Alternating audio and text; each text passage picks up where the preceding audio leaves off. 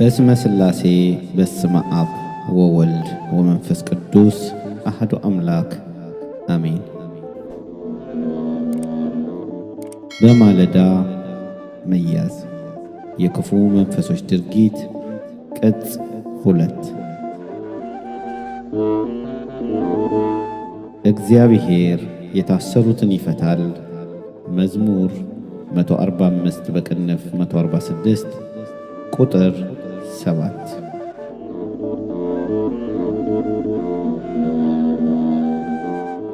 በማለዳ መያዝ ተጻፈ በአባታችን በመልአከ መንከራት ግርማ ወንድሙ። ክፍል 9 የገዳማትን ታሪክና መንፈሳዊ ይዘት ማቆርቆዝና ማምከን። የአጽም አምልኮዎችና የከልከሌዎስ መንፈስ ልጆች ከሚከተሉት መርሆች መካከል አንዱ የገዳማትን ቅድስና ኑሮና አስተምሮት፣ ቅርስና መንፈሳዊ ታሪክን ቀስ በቀስ ማዳከምና ማቆርቆዝ ሲሆን ወደ ገዳማቶች በልዩ ልዩ ምክንያቶች በመግባት የጥፋትና የማውደም ሥራ መፈጸም ልዩ ምስጢራዊ ተልዕኮ አላቸው። ለምሳሌ በአውሮፓ አንዳንድ ገዳሞች የሶዶማውያንን መፈልፈያ እንደሆነ ሁሉ ማለት ነው። ዛሬ በተመሳሳይ የእምነት ታሪካዊ ገዳማት ውስጥ የሥነ ልቦና ቀውስና ለእውነትና ለሃይማኖት መታመን እንዳይኖር በማድረግ የአርአያነት ጉድለት እንዲበዛና የራሱ የሆነ እምነት የሌለው መንገደኛ ትውልድ እንዲበረክት የከልከሌዎስ መንፈስ በከፍተኛ ደረጃ ይጥራል። ወደ ገዳም የሚገቡ ሰዎችንም በተንኮልና በተለያየ የክፋትና የኃጢአት ሥራ አሰልጥኖና አግዞ የገዳማቱን የእምነት ጥንካሬና መንፈሳዊ አቋምን በማዳከም በዓለማዊ እይታ ላይ እንዲያተኩሩ በማድረግ ቅድስናን በማሳጣት ለኃጢአት፣ ለሀብትና ለገንዘብ በማጓጓት ለዲያብሎስ ፈተና አሳልፎ ለመስጠት የመንፈሱን የምስጢር ልጆች ገዳማዊ አስመስሎ በማስገባት ገዳማትን በማርከስ የኃጢአት ስፍራዎች እንዲሆኑ ማድረግ ዋነኛ ሴራቸው ነው። በሱስ የተመረዙ የካህናትና የመነኮሳት በገዳማት ውስጥ ማስገባትና ማኖር። ይህ የተለየ አካሄዳቸው ነው። አገልጋዮች የሱስ ተጠቂ እንዲሆኑና ሆኖም እንዲኖሩ ምስጢራዊ እገዛ በማድረግ የገዳማትን ቅድስናና የሕልውና በመጉዳት በተበላሸ ስነ ምግባር በእግዚአብሔር የተባረከ ተተኪ የእውነትና የእምነት ልጆች እንዳይገኙ ለማድረግ ነው። ለምሳሌ በሩሲያና በግሪክን የኦርቶዶክስ ቤተክርስቲያናት ውስጥ የመንፈሱ የምስጢር ልጆች ሰርገው በመግባት አብዛኛዎቹ አገልጋዮች በአመልና በሱስ መንፈስ የተበከሉና የዓለምን ኃጢአት ኃይል በገዳማት ላይ የሚተገብሩ በማድረግ መንፈሳዊ አርአያነታቸውን በማጉደፍ ለዘመናዊው ትውልድ መጥፎ ምሳሌ በመሆን አዲሱ ትውልድ ሰዶማዊ እንዲሆን አግዘውታል። ከዚህ በተጨማሪም የገድለ ቅዱሳንን የሰይጣንን ውጊያ ስልት አባቶች በእምነትና በጽድቅ የሄዱበትን ጎዳና የሚገልጹ መጻሕፍቶችን በተለያየ መንገድ በመበረዝና እንዲጠፉ በማድረግ ተተኪው ትውልድ መንፈሳዊ መረጃ እንዳያገኝ አድርገዋል።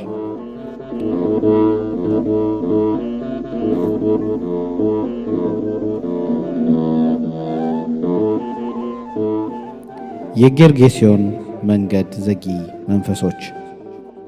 የመቃብር መንፈሶች የሰው ልጅ በትክክለኛው መንገድ እንዳያልፍ የሚከለክሉ፣ መንገድ የሚዘጉ፣ ሰው ሆነህ እንዳትኖር፣ ከሌሎች ሰዎች ጋር በሰላም እንዳትገናኝ፣ በፍቅር በጸጋ በሞገስ በእምነት ኃይል እንዳታልፍ፣ የሕያውነትንና የክርስቶስን ክብርና ጸጋ እንዳትረዳ የሚያደርጉ ምቀኛ መንፈሶች ናቸው። ወደ ማዶም ጌርጌሴኖን አገር በመጣ ጊዜ አጋንንት ያደሩባቸው 2 ሰዎች ከመቃብር ወጥተው ተገናኙት ይላል ማቴዎስ ወንጌል ምዕራፍ 8 ቁጥር 28። የተገናኙት እንግዲህ የመቃብሩ መንፈስ ያደረባቸው ሰዎች ናቸው። እነዚህ የመቃብር መንፈሶችም ከእግዚአብሔር የሚያርቁና የዘመኑን ትውልድ የአጽምና የአጥንት መዋቅር ያለው ንድፈ ሐሳብ እንዲመራ የሚያደርጉ ናቸው። እንዲሁም እነርሱም ሰው በዚያ መንገድ ማለፍ እስኪሳነው ድረስ እጅግ ክፎች ነበሩ ይለናል በማቴዎስ ወንጌል ምዕራፍ 8 ቁጥር 28 ላይ። እዚህ ላይ ከመቃብር ወይም ደግሞ ከአጽም የተነሳ ወይም የሚነሳ መንፈስ እጅግ በጣም የከፋ እንደሆነ እንረዳለን። እነሆም ኢየሱስ ሆይ የእግዚአብሔር ልጅ ከአንተ ጋር ምን አለን? ጊዜው ሳይደርስ ልታሰቃየን ወደዚህ መጣህን? እያሉ ጮኹ። በማቴዎስ ወንጌል ምዕራፍ 8 ቁጥር 29 ላይ የስኬል ኤንድ ቦን ሰዎች ጉዳያቸው ከመቃብር ጋር ስለሆነ ከሕያው አምላካችን ሕያው ልጅ ከኢየሱስ ክርስቶስ ጋር ምን አለን የሚሉ ናቸው። በእምነት ላይ ያላቸው አመለካከት በማጥፋት ላይ የተመሰረተ ነው።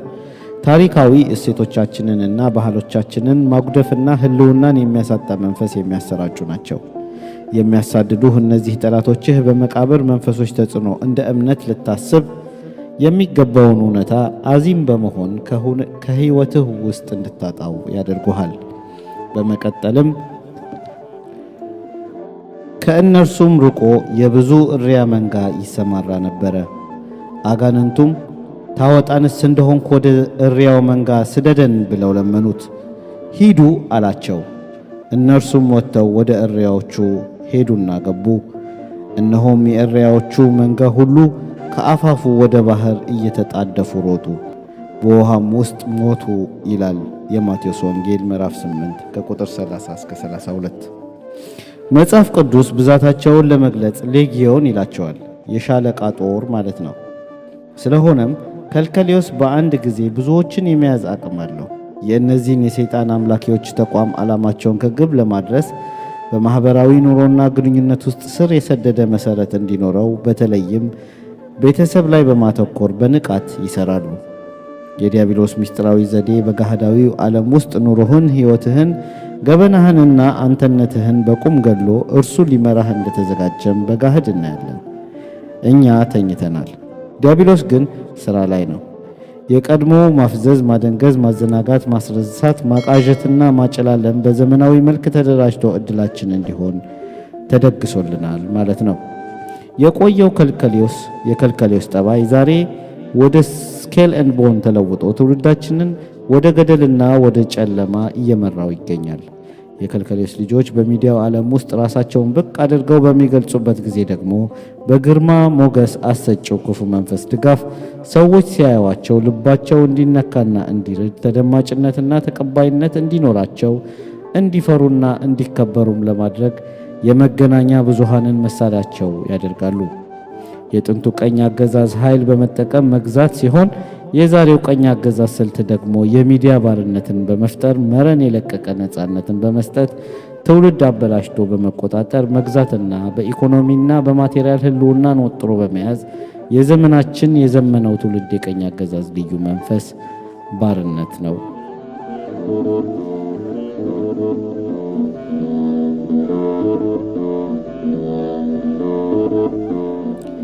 የሚያስጨንቅ ዘመን።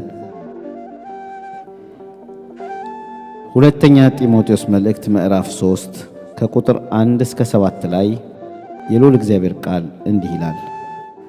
ነገር ግን በመጨረሻው ቀን የሚያስጨንቅ ዘመን እንዲመጣ ይህንን እወቅ። ሰዎች ራሳቸውን የሚወዱ ይሆናሉና፣ ገንዘብን የሚወዱ፣ ትምክህተኞች፣ ትዕቢተኞች፣ ተሳዳቢዎች፣ ለወላጆቻቸው የማይታዘዙ፣ የማያመሰግኑ፣ ቅድስና የሌላቸው፣ ፍቅር የሌላቸው፣ እርቅን የማይሰሙ፣ ሐሜተኞች፣ ራሳቸውን የማይገዙ፣ ጨካኞች፣ መልካም የሆነውን የማይወዱ፣ ከዳተኞች፣ ችኩሎች፣ በትዕቢት የተነፉ፣ ከእግዚአብሔር ይልቅ ተድላን የሚወዱ ይሆናሉ። የአምልኮት መልክ አላቸው፣ ኃይሉን ግን ክደዋል። ከእነዚህም ደግሞ ራቅ ይላል። ታዲያ ምን እናደርግ? ከዚህ ሁሉ ለማምለጥ ብቸኛው አማራጭ እግዚአብሔርን መንገድ መከተል ብቻ ነው። በመጽሐፍ ቅዱስ ላይ ከዚህ የሚብስ እንዳይደርስብህ ወደፊት ኃጢአት አትስራ ያለው የጌታችን የኢየሱስ ክርስቶስ ቃል እንደገና ልናስብና ለኑሯችን መሪ ልናደርገው የሚገባ እውነት ነው። ከክርስቶስ ጋር የምንጣበቅበት ከእርሱ ሥጋና ደም ጋር የምንገናኝበት ሕይወት ነገ ሳይሆን ዛሬ የምንጀምርበት አቋምና ጥንካሬ ሊኖረን ይገባል። ይህ ካልሆነ ግን በማናውቀው ዓለም ውስጥ ሌላ የተጠላለፈ ምስጢራዊ የሆነ የክፉ መናፍስት ሴራ ከበስተጀርባችን እንዳለ እና ያ የጥንቱ ከልከሌዎስ ዛሬ ስከል ኤንድ ቦን በማለት ህልውናውን አግኝቶ የእያንዳንዳችንን መንገድና አቅጣጫ አደነባብሮ እንደሚይዝ ምንም ጥርጥር አይኖረውም። ይህ እውነት ነው፣ ነገሩ ግራ ያጋባል የሚል ካለ ደግሞ በትክክል በመናፍስቱ ሴራ ግራ ተጋብቷል። ለከልከሌዎስ መንፈስ በዘመናዊ መልክ ታድሶ መነሳትና የአገዛዝ መረቡን በሁላችንም ላይ ጭኖ የሚሰራበትን ስልት በተጨማሪ ለመረዳት በኢንተርኔት ስከል ኤንድ ቦን የሚለውን ድረገጽ መጎብኘት ይቻላል። እንዲሁም ኢሉሚናቲ፣ ባፎሜት፣ ሲክሬት ሶሳይቲ ወዘተ የሚባሉትን ድረገጾች የመንፈሱን ተጋብኦት ለማገድ በእግዚአብሔር ስም አስሮ እየጸለዩ በመመልከት የመናፍስቱን ሴራ መገንዘብ ይቻላል። በተጨማሪ ወዴት እየሄድን ነው? ምን ውስጥ ነው ያለነው? የሚሉን መጠየቆች ከዓለም አቀፋዊ አቅጣጫና ከመናፍስቱ ጥቃት ጋር ልናገናዝብ ይገባል። ስለዚህ የጥንቱን ከልከሌዎስ ራሱን የቻለ አንድ ዘመናዊ ተቋም በመሆን በሕይወታችን ላይ አዲስ ኃይል ለብሶና አዲስ ሆኖ መጥቷል። በአሁኑ ዓለም የአጽም አምላኪ መሪዎች፣ ዶክተሮች፣ ፕሮፌሰሮች፣ ሳይንቲስቶች፣ የኪነ ጥበብ ባለሙያዎች፣ የጦር ጄኔራሎች ወዘተ ሁሉ በዚህ የክህደት ድርጅት ድጋፍ ይመራሉ። ስለሆነም እነዚህ ሁሉ ከቅድስና የሚመጣውን የሕይወት መንፈስ ከርኅራኄ ጋር ይመኛሉ ብለን መጠበቅ የዋህነት ይሆናል። ምክንያቱም በእነዚህ ሰዎች ውስጥ ኃይል ሆኖ የሚመራው አካል ዲያብሎስ በመሆኑ ነው። ስለዚህ ራስን ለማዳን በመንፈሳዊ ሕይወት ውስጥ ያሉ እውነታዎችን ሁሉ በመገንዘብ አኗኗርህን በእግዚአብሔር አምላክ በረከት ውስጥ እንዲመራ ማድረግ አማራጭ የሌለው ብቸኛ መንገድ ነው። ትምህርት ቤቶች፣ ኢንዱስትሪዎች፣ ትላልቅ የገንዘብ ተቋማት፣ አውዳሚና ጅምላ ጨራሽ የጦር መሳሪያዎች ክምችቶች ወዘተ ሁሉ የክፉ መንፈስ መጠቀሚያ ናቸው። በዚህ መንፈስ የተያዙት ሁሉ ስልታዊ በሆነ መንገድ የሚሰብኩት ምግባረ ብልሹ እንድትሆን ነው። መጽሐፍ ቅዱስ አጥብቆ የሚቃወመውን የተመሳሳይ ጾታ ጋብቻ ዛሬ ብዙ አገሮች ሕልውና ሰጥተውት በሕግ አደንግገውታል።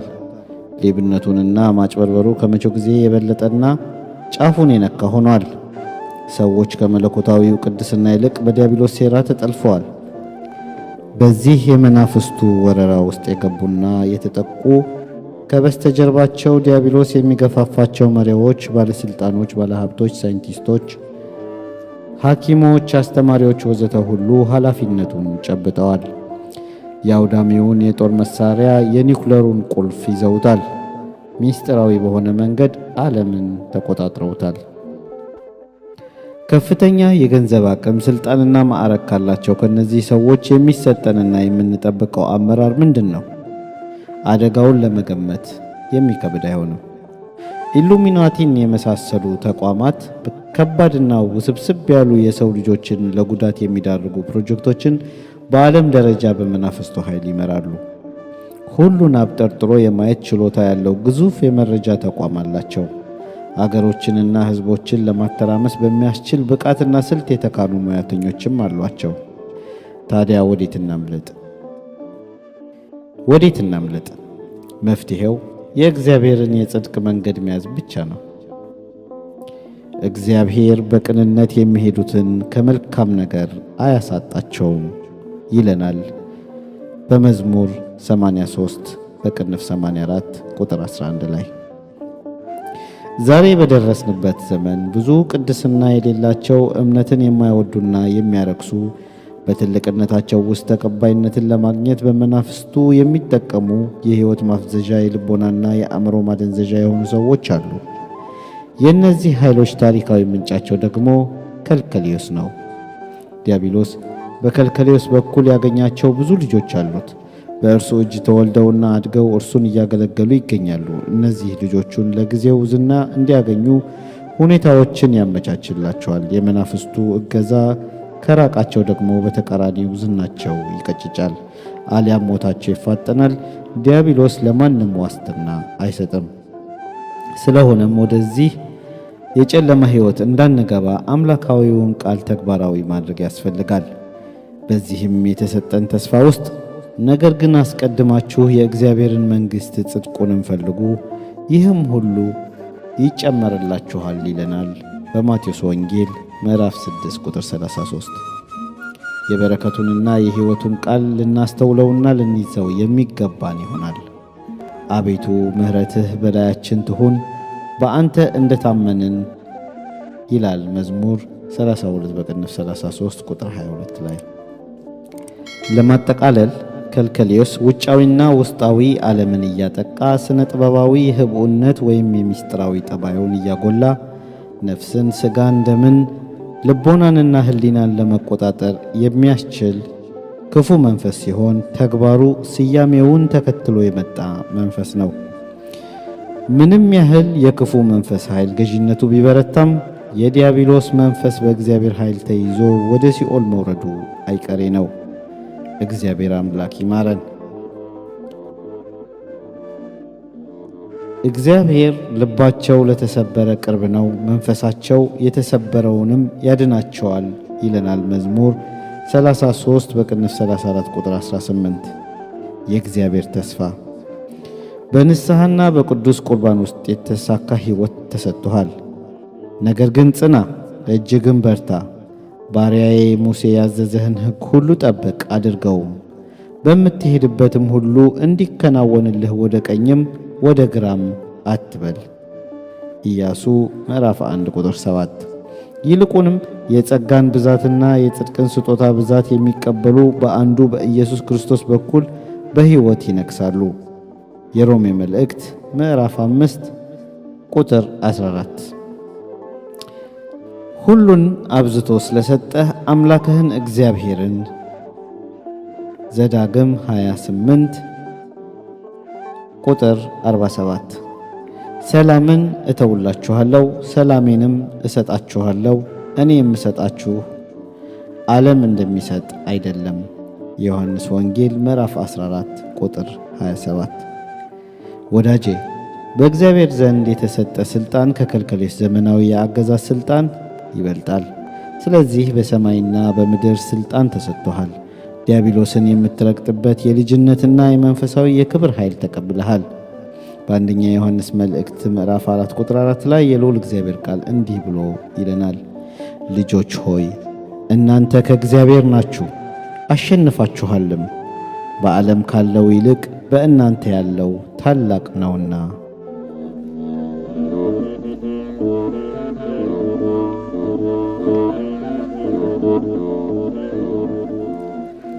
ምዕራፍ 2 ሩሃንያ ሩህ አባድ የአሕዛብ የሴሰኝነትና የግብረ ሰዶም ክፉ መንፈስ።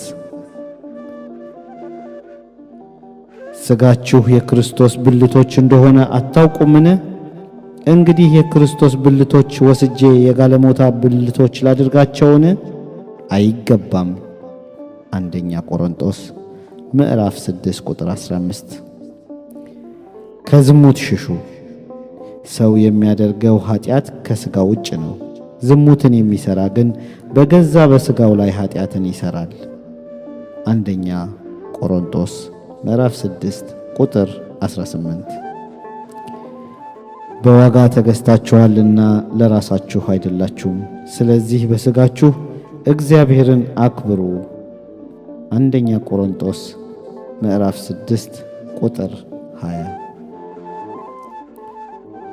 1 ሩሃንያ ሩሃንያ በእግዚአብሔር ፍቅርና በአርአያ ሥላሴ የተፈጠሩትን ሴቶችንና ወንዶችን ተፈጥሯዊ ባህሪያቸውን አዛንፎና ከመንገድ አውጥቶ ስልቱን በከፍተኛ ደረጃ እየለዋወጠ ትክክለኛ ወሲባዊ ግንኙነትን ተቃራኒ ወደሆነ ሴሰኝነትና የአመንዝራነት ግብር ጠባይና አቅጣጫ የሚቀይር የሚዘበራርቅና የሚያስት ሴቷን እንደ ወንድ ወንዱን ደግሞ እንደ ሴት የሚያደርግ በመጨረሻም የእግዚአብሔርን የተፈጥሮ ሕግ ወደሚጻረረው ምግባር ማለትም ሴቶች ከሴቶች ጋር ወንዶች ከወንዶች ጋር ወሲባዊ ግንኙነት እንዲፈጽሙና የግብረ የሰዶማዊነት ኃጢአትን እንዲያዳብሩ የሚያነሳሳ የሚገፋፋና ሰዎች እዚህ የጨለመ ሕይወት ውስጥ ገብተው እንዲዳክሩ የሚያደርግ በተለይ አሁን ያለው ዘመናዊ ትውልድ አጥብቆ ለመግዛት የሚከተልና ተሳክቶለትም ብዙዎችን የያዘ በዘር የሚዋረስና ቡዳ ሆና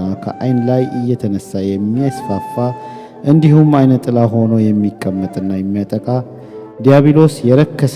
የዲያብሎስ የረከሰ መንፈስ ነው። ሩሃንያ ሩህ አባድ ከሚለው የአረብኛና የዕብራይስጥ ቃል የተወሰደ ሲሆን ትርጉሙም የጥፋት መንፈስ ኃይል ማለት ነው።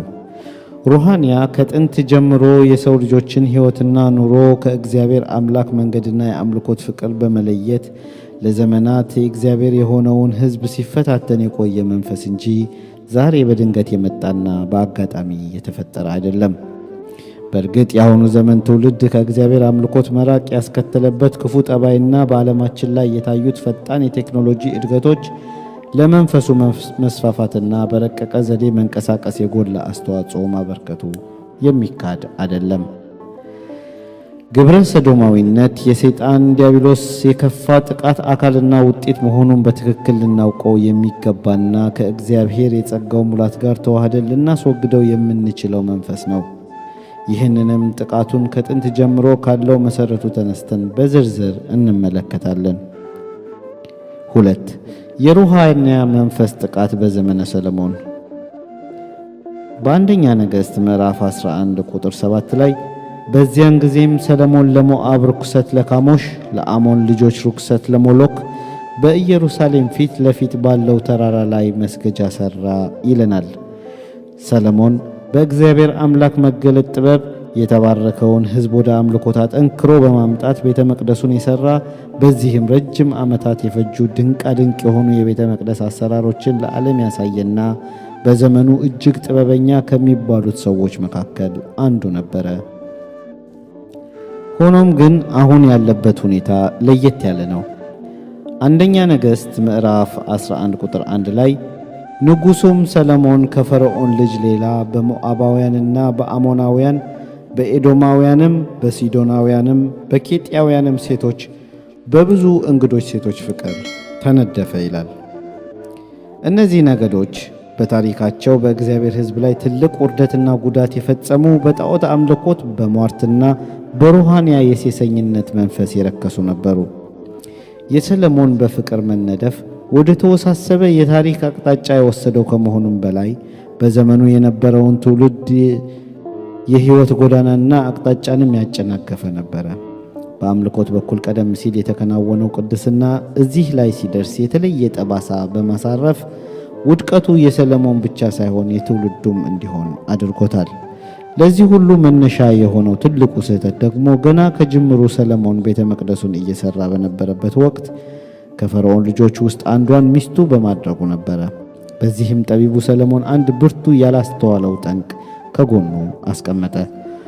ሁል ጊዜ ፈተናዎች ብቅ የሚሉት እውነት በማቆየትና በማኖር ላይ ተመስርተው በመሆኑ የፍላጎት መዘበራረቅና የሚመቹ በሚመስሉ የአስተሳሰብ ትልቅነት መንገዶች ላይ የሚቆዩት ከእግዚአብሔር ፍርድ በታች መሆናቸውን በመዘንጋታቸው ነው።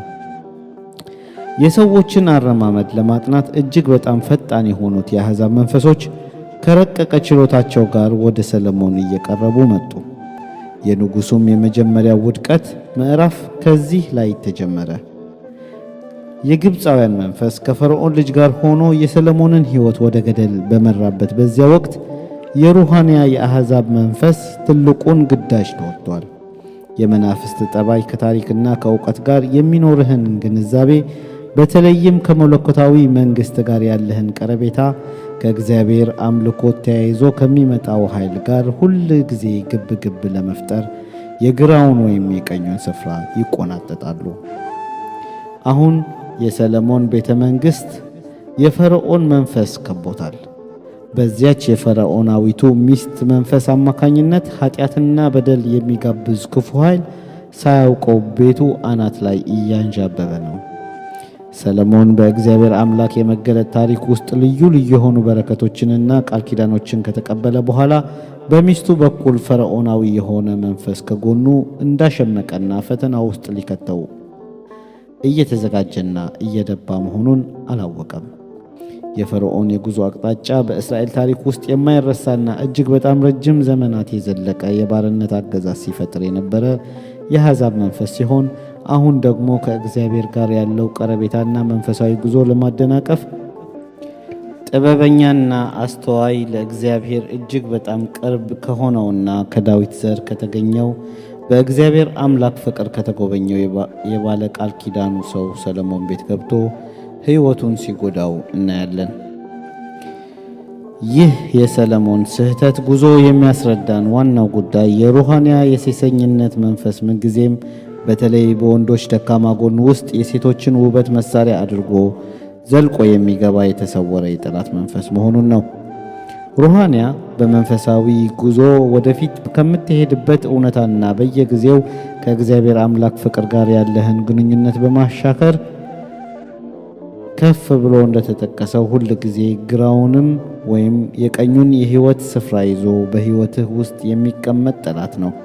ከዚህ በተጨማሪም የስህተት መንገዶችን እያጠናከረ አንደኛው መንገድ ሲያቅተው ሁለተኛው ሲያስቸግረው ሶስተኛው ሲታወቅ ደግሞ አራተኛውን መንገድ ወዘተ እያሰበና እያሰላ ወደ አንድ ትልቅ የጥፋት አቅጣጫ የሚጓዝ መንፈስ ነው። በመሆኑም የማጠናከሪያ ጥበቦቹ፣ ስልቶቹና ዘዴዎቹ እጅግ በጣም ፈጣን፣ ውስብስብና የረቀቁ መሆናቸውን የምንገነዘበው በተለይ በፍቅር ከመነደፍና በውበት ከመማረክ ጀምሮ ያሉትን ጥቃቶቹን የእግዚአብሔር ሰው የሆነውን ጠቢቡን ንጉሥ ሰለሞንን ሳይቀር እንዴት አድርጎ እንዳጠመደው ስንመለከት ነው። መጽሐፍ ቅዱስ በመጽሐፈ ነገሥት ቀዳማዊ ምዕራፍ 11 ቁጥር 2 ላይ እንደሚነግረን ንጉሥ ሰለሞን ከፈርዖን ልጅ ሌላ በሞዓባውያን፣ በአሞናውያን፣ በኤዶማውያን፣ በሲዶናውያንና በኬጣውያን ሴቶች በብዙ እንግዶች ሴቶች ፍቅር መነደፉን ነው። መነደፍ ደግሞ ሰውነትን ከሚጎዱት ፍጥረታት ከእባብና ከጊንጥ መርዝ ወዘተ ጋር የማይወዳደር የቅድስና ሕይወቱንና ዘመኑን የሚፈትን ከባድ ስቃይን የሚያስከትል ነው። በአንደኛ ነገሥት ምዕራፍ 11 ቁጥር 2 እግዚአብሔር የእስራኤልን ልጆች አምላኮቻቸውን ትከተሉ ዘንድ ልባችሁን በእውነት ያዘነብላሉና ወደ እነርሱ አትግቡ፣ እነርሱም ወደ እናንተ አይግቡ ካላቸው ከነዚያ አሕዛብ ጋር ሰለሞን በፍቅር ተጣበቀ ይላል። የሰለሞንን ሕይወት ስንመለከት በእኛ ዘመንና ጊዜ ያለውን ኩነት ስናስተውል የማንኛውም ሰው መንፈሳዊ ሕይወቱ የሚጠቃበትና መስመር ሊስት የሚችልበትን ዋናው ጉዳይ በክፉ መንፈስ መሆኑን ለማስተዋል አንቸገርም። ሩሃንያ የሚባለው ክፉ መንፈስ በሴቶች በኩል ወንዶችን ተጠግቶ መንፈሳዊ ሞራላቸውን ለማዳከምና ታሪካዊ ጉዟቸውን ለማጨንገፍ በእግዚአብሔር አምላክ በኩል ሊመጡ የሚችሉ በረከቶችን ሁሉ ለማቆም መንፈሳዊ ተስፋን ከሕይወት ውስጥ በማቋረጥ በምትኩ ራሱን የሚያስቀምጥ መንፈስ ነው። በጥበብና በማስተዋል ይህንን ያክል የላቀ ትልቅ ቦታ የሚሰጠው ሰለሞንን አሁን በአሕዛብ መንፈስ ተጠምዶ በራሳቸው ክፉ ጣዖትና ክፉ ሥራ የተነሳ እግዚአብሔር በጠላቸውና ሕዝቤን ያጠፋሉ በሚላቸው ሰዎች እጅ ወድቆ መገኘቱ የሩሃንያው የአሕዛብ መንፈስ ምን ያህል ለአምላኩና ለታሪኩ የሚገዛውን ሰው መንፈሳዊ ጉዞ እንዳሰናከለው እናያለን። ዛሬ ብዙዎቻችን ይህንኑ አካሄድ ስለምንከተል በመንፈሳዊ ጉዞ ውስጥ ለሚገኙ ሰዎች ትልቅ እንቅፋት ሆነን በረከታቸውንና ሰማያዊ ተስፋቸውን ንቀንና ረግጠን ከአሕዛብ እኩል የምናስብ እጅግ ወደ ተለየ አቅጣጫ የምንጓዝ ወገኖች ሆነናል። በተጣመመ መንገድና ኑሮ ውስጥ ለማለፍ የእግዚአብሔር ቃልና ሕዝብ በማይፈቅደው መሠረት ላይ ቆሞ መኖርን የመሰለ ትልቅ እርግማን የለም። ንጉሥ ሰለሞን የእግዚአብሔርን ቃል ሽሮ ውስጡ ባሉት የመናፍስቱ ግፊትና ምሪት በረከሰ አምልኮ ለተተበተቡና ለተበላሹ 700 ሚስቶቹና 300 ለሚሆኑት ዕቁባቶቹ እጁን ሰጠ። ይህ የአሕዛብ የሴሰኝነት መንፈስ ሴራ ነው። የእስራኤል ንጉሥ ሰለሞን በዚህ ነገር ኃጢአት አድርጎ የለምን? በብዙ አሕዛብም መካከል እንደርሱ ያለ ንጉሥ አልነበረም። እግዚአብሔርም በእስራኤል ሁሉ ላይ አንግሶት ነበረ፣ እርሱንም እንኳ እንግዶች ሴቶች አሳቱት ይላል መጽሐፈ ነህምያ ምዕራፍ 13 ቁጥር 26። ከዚህ በኋላ በእነዚህ ክፉ ቆነጃጅት መንፈስ የተነሳ 3 የጣዖት መንፈሶች በእስራኤል ታሪክ ውስጥ በሰለሞን ሕይወት ኑሮ ውስጥ ዘልቀው ገቡ። ሴቶቹ ልቡን አዘንብለውበት ቤተ መቅደሱን በሠራበት ቦታ ፊት ለፊት ላይ በተቃራኒው ጣዖትን ሰርቶ አቆመ።